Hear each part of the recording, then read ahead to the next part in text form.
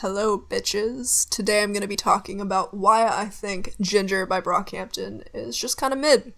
If you're wondering why this isn't structured like a regular review, essentially I just didn't feel like making my points sound articulate this time around. It's pretty cut and dry. My heart's not really in it with this album, so... yeah, and also, like, if you watched my last Brockhampton-related video, you know that it was formatted in the same way, so that's kind of where I got the idea. But yeah, still, like, I have some thoughts and opinions on this release, and I thought I should probably get them out to my channel somehow, because I know a lot of people have been really hyped over this one. But yeah, let's just get started, shall we? So yeah, I guess I should do, like, a rundown of who Brockhampton are, in case you don't know. In case for some reason you're listening to this, but you don't know who they are, and also have been living under a rock. They are a DIY, spontaneous hip-hop collective that have really shook the industry in the past few years, especially with their Saturation trilogy. Like, after that point, a flock of buzz just seemed to surround their name. Their lyrics dig into each member's respective sentimental sides and emotions in things like growing up, mental struggle, dealing with loss, the music industry, so on and so forth. And in a sense, it's always kind of felt like they've been throwing shit at the wall and very liberally experimenting, which does come with some consequence, of course, but only within recently revisiting all their output did it start to genuinely bother me and make me see them more as a singles artist. And also, guys, I've realized another big factor to why I'm turned off by their music. Bear with me, but I think every member of Brockhampton has a wildly different voice and personality. And if you combine that with eccentric and high-energy instrumentals and constant vocal pitching and tonal differences within albums track by track, you essentially arrive at a sensory overload. And trust me, I'm mourning this because I do think every member of Brockhampton has a distinct style or talented that I am interested in, and it's not really their fault, but maybe I would enjoy more solo material, more polished solo material from each member. Bar Bareface, though, because I think his voice usually sounds really overly whiny in just an ugly way, unfortunately. But yeah, like, they seem to be happy in this collective, so obviously I'm not trying to tell them what they should and shouldn't do.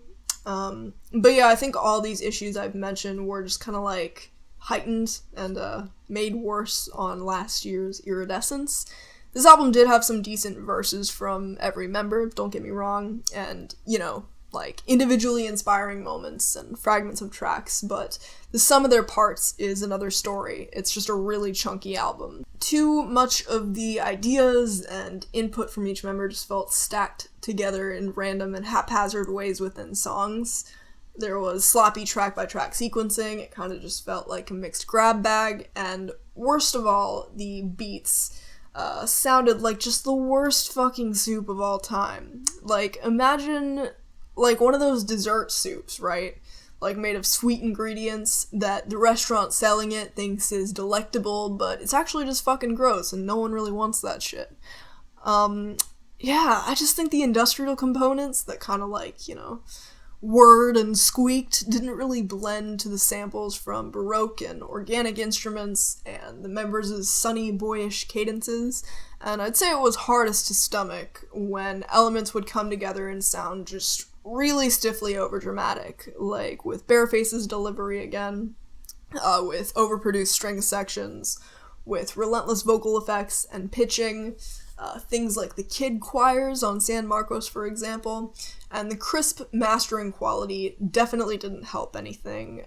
It was not about to tie a bow on this mess, and if anything, it's just distracting because it doesn't fit with the harsher elements. But yeah, Ginger's overarching sound in comparison is just kind of like, boneless, watered down. I would say it does stand out in a select few of its sleepier moments. Like, I think the title track altogether actually uses this style pretty smartly. It's one of those rare moments to where I feel like the use of alien-like vocal pitching does fit because the track is so spacey and electronic and hypnotic, and I think the vocal harmonies in the hook of this song are actually quite strong as well. And I've come around to Big Boy too, I would say. I think the writing on this track is a bit less focused, but it's still very emotionally charged and moving, so I'm with it. These look so much better compared to a track like Sugar, which I really just don't get the hype around. This song uses an acoustic guitar in a similar way to No Halo right before it, but it just feels so much more limp on the whole. And then, of course, it uses near constant vocal pitching and effects that just sound ugly. Like, I don't get it. And if anything, that just distracts from Dom's great verse about fear of dependence. No Halo, though, is actually probably the most tightly assembled track on here. I think it works with how low-key it is, and it didn't even really need a more thrilling beat. The verses on here are very honest and humble and connect together. Like, you've got Matt's crushing detail of a relationship's aftermath, Merlin feeling like he doesn't have the same options and opportunities to better his life as he used to, and Dom and Joba talking about something of a drug crutch. And I imagine the hook, which says, "No one helped me when my eyes go red," references that too, and that touched me right in the heart, not gonna lie. So all of it's about personal struggle. And yes, this album does see, like, the members opening up and reaching even further into their emotions, which is commendable, but again, so many of its potential moments to shine are just blocked by the fact the songs are so clumsily sequenced and disjumbled. Dearly Departed is a perfect example. It's one of those moments you can tell they're really just, like, letting go of societal confinement and pulling directly from what's in their heart about the Amir situation. It's very orchestral and gargantuan, yet it sounds oddly muffled, like it's supposed to feel distant and secluded despite that. It's just that it being sandwiched between If You Pray Right and I've Been Born Again, the B-side-esque hype tracks, is a little bit tragic. I guess Boy Bye is also fine alone, but again, sequencing it directly after two despaired moments does not exactly make the Latin-flavored beat and sassy Boy Bye ad-libs hit very comfortably. Hearing Dom say on this track, though, that we would never hear from him again without his depression was something. Like, that was really heavy, and I wanted to hear him elaborate on how that fuels him more. Moving on, though, I am generally glad that Slow Tie is on Heaven Belongs to You, because I like some parts of his verse, and I think his abstract language can communicate a feeling very well, even straying away from specificity, but still, all things considered, it seems a little bit lower tier for his standards, and it's really confusing to me that it's founded with the same beat as If You Pray Right. Like, I can't tell if the track's intended to just be a snippet, then connect to that song in some sort of way. For me, it kind of just reveals how shit the beat is on that song. Because, like, this B-Tech muffled version sounds better than the actual thing. It just highlights that its horn feels a little clumsy, there are more obnoxious whirring sounds everywhere. I like the hook by itself, but it doesn't sound comfortable on that song to me. But yeah, I guess this Slow Tie track could have worked as, like, a dark, distant outro after If You Pray Right, but instead it's before it, and the fifth track is, like, randomly in between it, and thematically it doesn't seem related to it either in my eyes. And, I'm sorry, but I fucking hate St. Percy so much. I think that song is entirely a throwaway, and I think the beat is the worst part about it. To me, those blaring bass stabs just sound gross and cheap, and the synth feel just kind of tossed in, and it relies way too much on those gross crowd A's, and the sample in the hook feels pulled from some kind of 90s G-Funk song, which doesn't have much relationship to the style, to my ears. And Love Me for Life kind of just sounds like they stopped trying, just like put themselves on autopilot.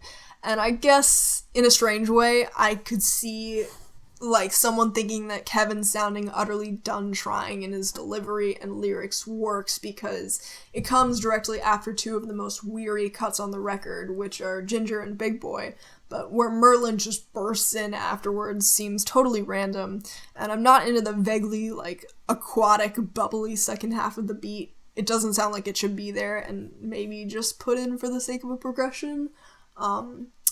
And yeah, I genuinely wish that I loved the closer, because I think it was a cool decision to bring on a personal friend who, like, recounted his experience with betrayal, and his slam poetry-esque cadence fits the subject matter and seems to play to his strengths. It kind of reminds me of what the boys probably also feel after the whole Amir situation. The hook genuinely touched me too.